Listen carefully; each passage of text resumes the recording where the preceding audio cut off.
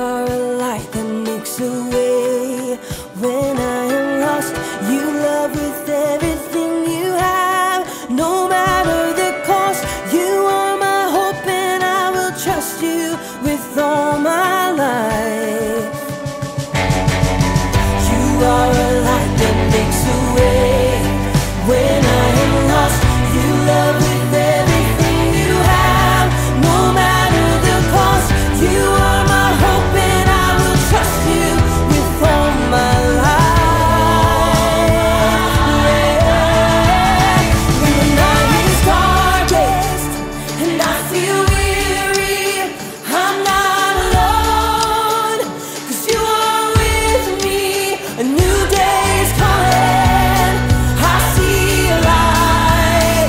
When the night is darkest and I feel weary, I'm not alone, 'cause you are with me. A new day is coming, I see a light, and the sun will rise, and hope is alive. Yeah, hope is alive.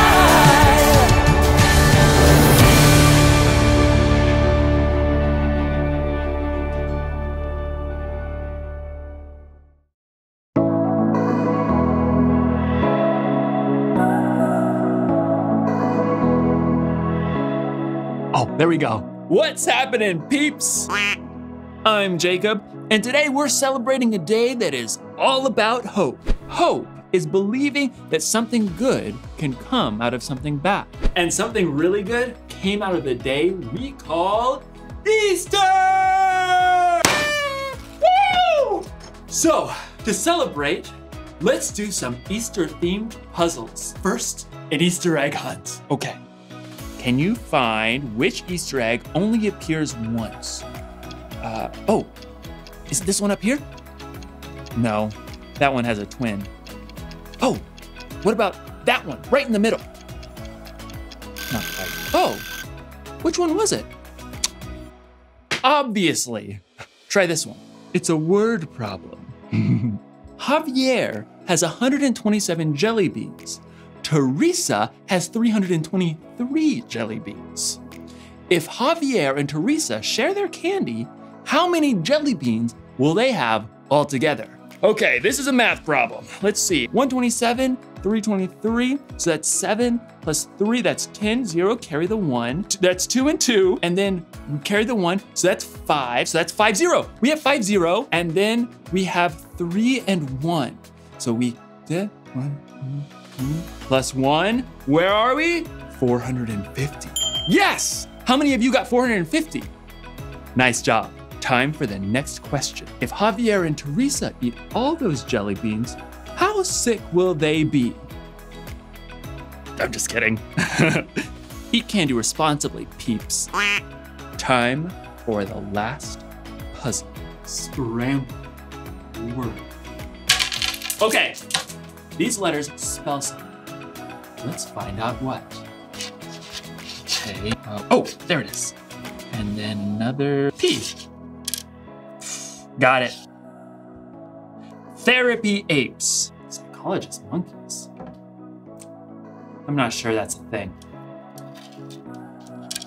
Let's try this. We have an H-E and a Y. Ooh, and then, ooh, I know. Hey, rest, Papa. Had a long day. Dad, take a load off. No, that's not it. Oh, it's Easter. Obviously. Aha! And because it's Easter, aha! Try peeps. Oh, you scrambled words, don't mind if I do. Today's story is the most epic true story of hope that you'll ever hear, and I hope you enjoy it. I'll see you in a few. Good, wait right there. The Bible. It's 66 books of history, stories, letters, and poetry that fit together to form God's one big story. The epic adventure of how He created us and loves us so much that He made a way to rescue us. As we travel through the Bible, from Genesis to Revelation, we discover people who met God and found their lives changed forever. Now, for an amazing story, inspired by the book of John, chapters 18 through 20. In the days before electricity, people were used to living in darkness much of the time. But no one had ever known darkness like the deep dark that descended during Passover week nearly 2,000 years ago. Jesus had arrived in Jerusalem to shouts and cheers. Hosanna! Hey, blessed is the King! Hosanna! But the religious leaders had been plotting a way to get rid of Jesus, and they had found the perfect way to get to him through one of his closest followers, Judas. What will you give me if I hand Jesus over to you? For 30 pieces of silver, Judas promised to betray Jesus, the light of the world. Darkness was coming, but Jesus wasn't surprised. After a special Passover meal with his friends, he told them, "In a little while, you will no longer see me. Then after a little while, you will see me." Jesus led his friends across the Kidron Valley to a garden called Gethsemane. "This very night, you will all turn away because of me." Peter hurried to step right up beside Jesus. All the others may turn away because of you, but I never will. In the garden, Jesus pleaded with God in prayer. "My Father, is it possible for this cup to be taken away? But if I must drink it, may what you want be done." His friends couldn't stay awake long enough to pray with Jesus. But soon, the dim silence of the garden was broken. A mob of soldiers and officials streamed into the garden, carrying flaming torches. Judas marched right up at the front and led them straight to Jesus. "Who do you want?" "Jesus of Nazareth." "I am he." At first, everyone fell back, but then they surged forward to grab Jesus. Peter tried to defend him with the sword, but Jesus stopped him. "Put your sword away. Shouldn't I drink the cup of suffering the Father has given me?" Jesus was tied up and taken to the high priest for questioning. Panicked, his friends fled into the darkness, except for Peter and John, who followed at a distance. Peter waited outside in the courtyard, while John slipped inside. "You aren't one of Jesus' disciples, are you?" Peter, afraid for his life, froze. I am not. Inside, Jesus was put on trial and lied about by fake witnesses. "Tell us if you are the Messiah, the Son of God." "You have said so. From now on, you will see the Son of Man sitting at the right hand of the Mighty One." "He has spoken an evil thing against God." Outside, others asked Peter if he was a friend of Jesus. Twice more he said. "I am not." Jesus' own friends had abandoned him. Even as bleak morning light grew, darkness continued to gather. Because the Jewish leaders couldn't sentence anyone to die, they sent Jesus to the Roman governor, Pilate. What charges are you bringing against this man? He has committed crimes. Pilate questioned Jesus himself. "Are you the king of the Jews?" "My kingdom is not from this world. I was born and came into the world to be a witness to the truth. Everyone who is on the side of truth listens to me." Pilate returned to the crowd. I find no basis for any charge against him. Crucify him! Crucify him! Pilate was afraid of the Jewish leaders who could get him in trouble with the Emperor Caesar. So he gave in, and Jesus was beaten. A crown of sharp thorns was pressed into his head, and he was handed over to the soldiers to be crucified. "You! Carry this!" Jesus was forced to drag the heavy beams of his own wooden cross through the streets of Jerusalem to a barren hill outside the city walls, Golgotha. Jesus' arms and legs were nailed to the rough cross using heavy spikes. Then, the cross was raised up to stand between two other crosses holding thieves. Even though it was the brightest part of the day, darkness began to close in. "Must be a storm coming in." Jesus' mother, along with a few of his followers, looked on, their hearts breaking. Around mid-afternoon, Jesus cried out, My God! My God! Why have you deserted me? It is finished. Then Jesus bowed his head and died. The earth shook. Rocks split open. The darkness of despair settled into the hearts of Jesus' friends. His body was taken to a nearby garden and placed in an empty tomb. A heavy stone was rolled in the way to block the entrance. Soldiers were even sent to stand guard during the long, dark night. But even in the deepest darkness his world had ever known, God was still at work. Early on Sunday, even before the sun rose, Jesus' friend Mary Magdalene crept to the entrance of the tomb. But when she got to the entrance, the heavy stone had been rolled away. It's empty. Confused, Mary raced to find Peter and John. They too saw the empty tomb and returned home, still trying to understand. Mary stayed behind in the slowly growing light.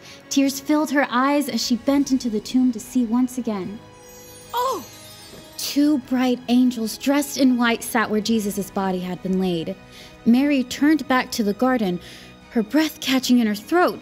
The rising sun nearly blinded her, but she could see a man standing there. Woman, why are you crying? Who are you looking for? At first, Mary thought this must be a gardener, but then he spoke again. Mary. Teacher! It was Jesus, alive! Mary threw herself at his feet. As the light grew around them, Jesus told her, Do not hold on to me. Instead, go to those who believe in me.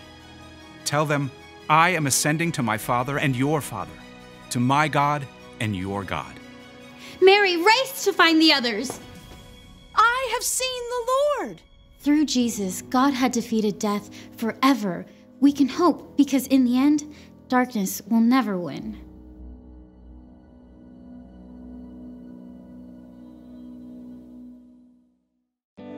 Got it. You ever wonder why we celebrate Easter every year? Here's why. When sin entered the world, people and God were separate. It was easy to see how far apart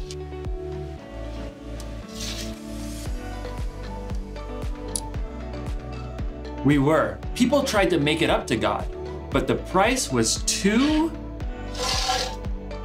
steep. So, God came up with a plan to save our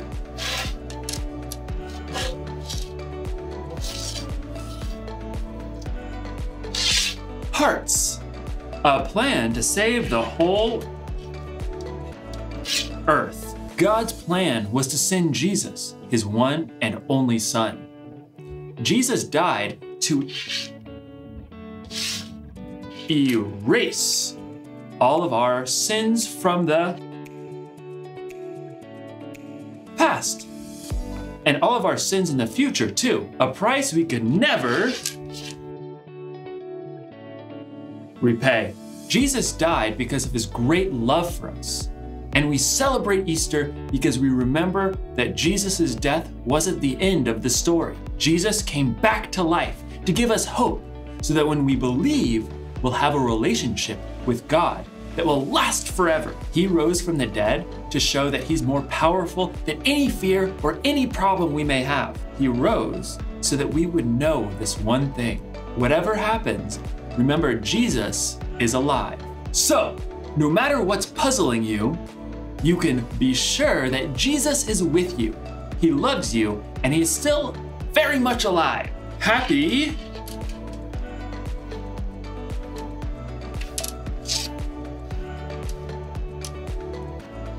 Easter, everyone. What? Oh. Or eaters, I guess. Happy eaters. Let me just, Happy Easter, everybody! And just for good measure, one more of these bad boys. Woo! Happy Easter! I'll see you next time, peeps.